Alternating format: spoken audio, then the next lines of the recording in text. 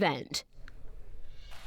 Well, this year's legislative session will end tomorrow, marking sine die, and lawmakers are working hard to approve bills before the deadline. More than 60 bills passed this session, but we also saw many of them tabled. Ariana Manise explains the details of the bills that are most likely to impact you. Georgia lawmakers are working overtime to review and pass legislation before the last day of the 2024 legislative session, sine die. In the final days of the session, lawmakers took up several bills that will impact Georgians. House Bill 808, which deals with property taxes, passed in the Senate. It increases statewide tax exemption for tangible personal property over time from $7,500 to $20,000.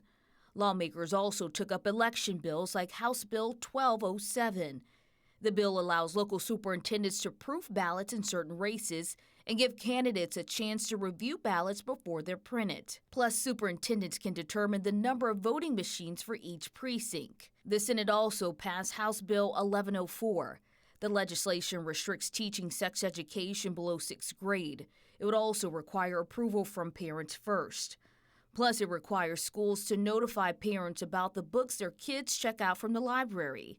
And the bill prevents transgender youth from using restrooms and playing sports that match their identity. Supporters of the bill say the legislation empowers parents and protects kids. It protects girls' sports. I mean, girls have fought for equality for 50 years, and if you've got a biological male playing in a girl's sports, it puts them at a disadvantage. We've seen that at the collegiate level, and we're just protecting them at K through 12.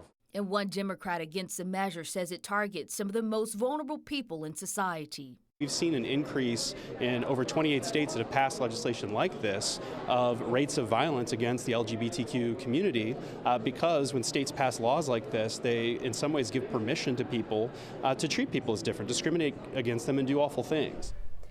We are also watching to see if sports betting will finally become legal following this legislative session.